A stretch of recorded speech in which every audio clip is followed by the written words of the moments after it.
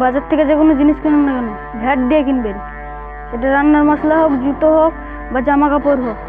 1000 টাকার জিনিস কিনলে 4% ভ্যাট দিতে হয়। 40 টাকা বাঁচানোর জন্য আপনারা পাকা বিল নেন না, সেই টাকাটা কালো হয়ে পকেট ভরায় সেই দোকানদার বেঈমানরা, খায় সেই সরকার। কোনো দোকানদার বিল যদি না দেয় নেবেন না, মাল ফেরত দেবেন, সোজা পুলিশকে ফোন করবেন। আপনি 570 টাকা দেন। কাঁচা না পাকা দেন?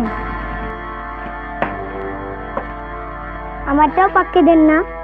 একবার হিসাব করে দেখুন, আপনাদের দেওয়া 40 টাকা বছরে কত টাকা হয়ে ফিরে আসবে? তোরা 400 কোটি টাকা। দেখলেন হাফ বেলায় 400 কোটি টাকা কমিয়ে দিল। দিলেন না, ওই শালাকে বিশ্বাস নাই, টাকা তুলে নেবেন।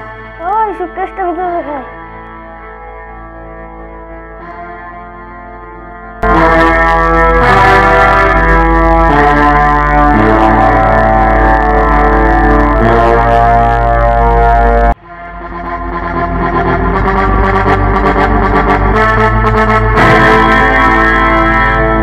নমস্কার স্যার, নমস্কার। দেখুন স্যার, নিচেও ঘাবলা উপরেও ঘাবলা। ঘাবলার পর ঘাবলা। কতদিন থেকে চলছে এই ব্যবসা? 10 বছর ধরে চলছে। মাসে কত ব্যারেল করে তেল পান?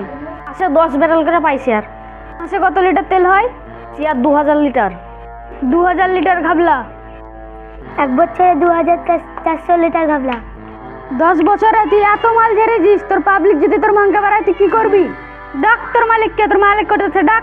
কি আছে স্যার, রেশনের মালিক আমি। অসহায় জনগণ তুই টাকা ঝেড়ে কি কি করেছিস? শালা মারবো কেন, লাশ পড়বে ভাগারে। স্যার আমাকে মাফ করে দেন, মাফ করে দেন, মাফ করে দেন। কখনো এরকম করবো না, মাফ করে দেন স্যার। মাফ করার আমি কে রে? মাফ করবে ভগা, ভরে দিবে লগা। আমাদের এত টাকা ঝেড়েছে, আমরা কোনোদিনই মাফ করবো না। লাগা আমার।